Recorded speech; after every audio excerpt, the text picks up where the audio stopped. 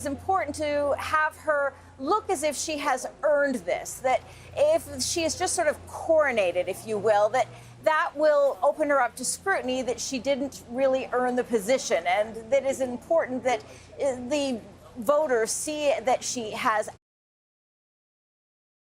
actually worked the phone, something that we know she did on Sunday for making some 100 phone calls. And she's already reaped the benefits of that. In terms of endorsement, she's already had more than 180 members of Congress on the Democratic side endorse her, and 12 Democratic governors across the country. So this is a strategy, and we expect that in the coming days that those four that were very instrumental in seeing the shift in having Joe Biden step aside and Kamala Harris now working to become the Democratic presidential nominee, that they will ultimately endorse her. And Kimberly, it is a month until the Democratic National Convention. So what exactly, given all of this, will happen now? Yeah, well, what we've got now is what's known as an open convention. It's a little bit chaotic. We haven't seen this in really decades. And what this means is that those delegates are now free to vote for whomever they want. They don't just automatically pass to Kamala Harris. So the bottom line in all of this is that she's got to earn their vote. And that's what she's been doing. She's, again, been working the phones. She'll continue to work the phones. She's got to solidify support. And right now, there's been a bit of a division in the Democratic Party, but that is slowly coalescing around Kamala Harris. Anyone who thought they might be able to run against her has realized very quickly that that is not going to happen. Just to give you a sense of how quickly she has been able to get her support, just in the last 24 hours, the grassroots donations to the Democratic Party has totaled some $50 million, with Kamala supposedly at the top of the ticket. So, attempt on Donald Trump, but has there been any reaction from lawmakers there about this decision at the helm of the Democrats? Well, as far as Democratic members of Congress are concerned, it's very much, just to build on what Kimberly was saying, those potentially competing impulses. On the one hand, wanting some kind of competitive process, wanting, in Kamala Harris's words, for her to earn the nomination, fears, frankly, of her disastrous run for president in 2020 when she dropped out before the first contest in Ohio because she was just doing so badly she couldn't even win her own state. So there's that fear, wanting her to earn, wanting her to be tested. But then also this other impulse, this competing impulse of wanting to coalesce and unite very quickly so that they can take the fight to Donald Trump. And I think, as Kimberly was suggesting, we have to see now how that plays out, because we don't really know, as you said, actually, how this is even going to work, how, you know, what the actual mechanisms concerned are going to be. The Republicans are already threatening legal actions if Kamala Harris is nominated at the top of the ticket after the primaries having taken place, having had Joe Biden already been put on the ballot in various states. Meanwhile, actually, the Republicans are also beginning to suggest that they're going to start pushing for Joe Biden to relinquish the presidency immediately. The argument being, well, if he can't run for president, how can he be president right now? Surely this is a national security issue. So we expect those sorts of calls from the Republicans to be ramping up. And then, yes, as Kimberly said, I suppose we're waiting for those endorsements from Hakeem Jeffries in the House, Chuck Schumer in the Senate, Nancy Pelosi, who wields so much power still here in Congress, and Barack Obama. There are competing theories as to why they hadn't yet endorsed Kamala Harris. It was Joe Biden's day yesterday. It was a day of history.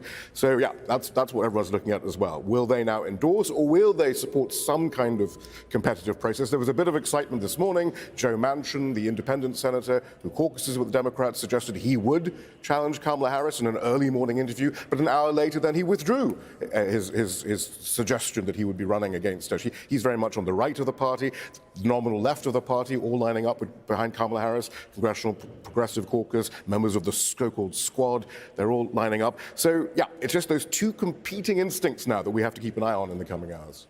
All right, Shihab, an awful lot to keep our eyes on in the coming hours, undoubtedly. Shihab Rattansi, live on Capitol Hill. Let's bring in Janelle King, who is a Republican analyst and joins us from Sandy Springs in the U.S. state of Georgia. A very warm welcome to you, Janelle. So, I mean, what from Donald Trump's team now, I guess? I mean, he has focused his entire attack on undermining Biden's abilities. He now faces a younger woman of color. Have the rules of the game now changed for the Republicans? I don't think it should. Some may say that the rules have changed. I personally do not, particularly as a Black woman. I see this as an opportunity for the Republican Party to continue to stay the course of the resemblance of normalcy. The thing about it is there are a lot of people, particularly in America here, where we are seeing 70% of our base saying that they don't want neither Trump or Biden. And when you see something like that, the best thing for the president to do, President Trump to do, is to stand in a normalcy, stand in a state of calm.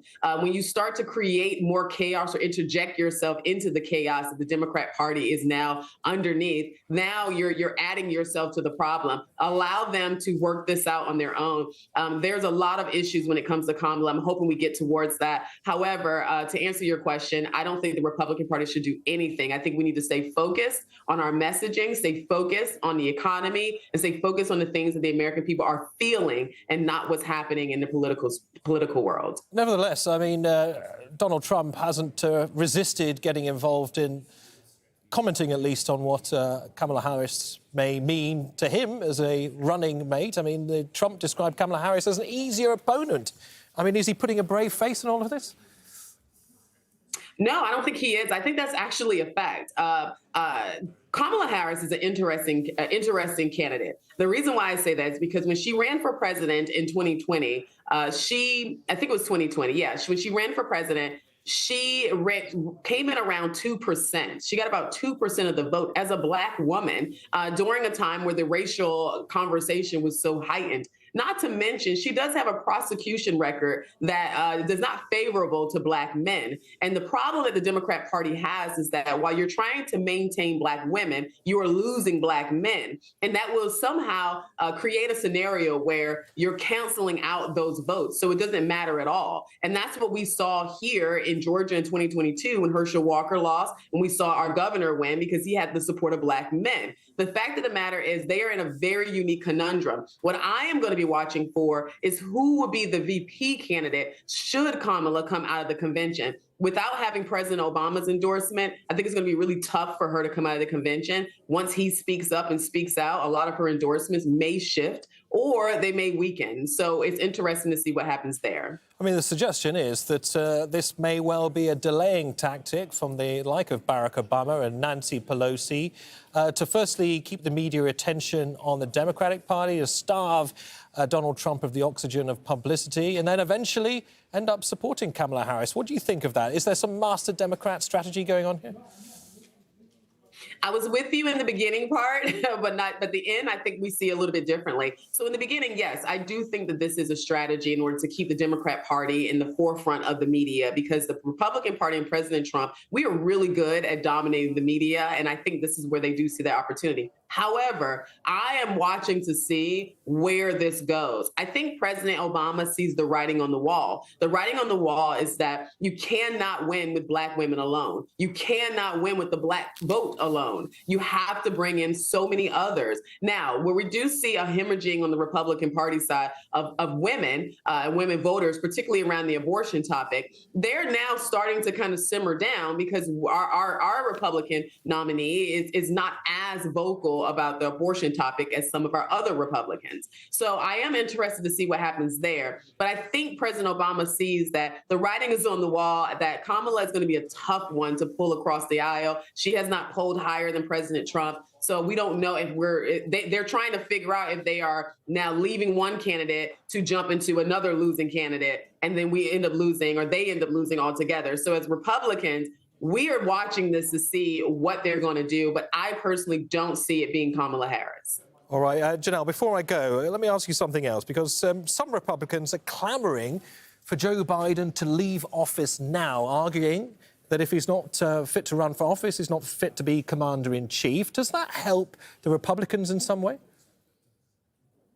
I personally disagree with that strategy. The reason being is because that would automatically move Kamala Harris into the space of president, and then you'll get to see her as a president. And God forbid she does something that then pulls her base back together. That would then hurt the Republican Party. So I'm thinking that the best course of action right now is to allow it to play out. We obviously cannot have a White House that's void of a president. So asking Biden to leave without a replacement that I believe will do a a job that the Republican Party is looking towards, it's just not going to happen, right? We just have to win in November, allow him to finish out the term, and then we just go ahead and win in November. All right, Janelle, good to talk to you. Good to hear your analysis. Janelle King, Republican analyst there, joining us from the US state of Georgia. Thank you. Thank you for having me. Biden's decision came just days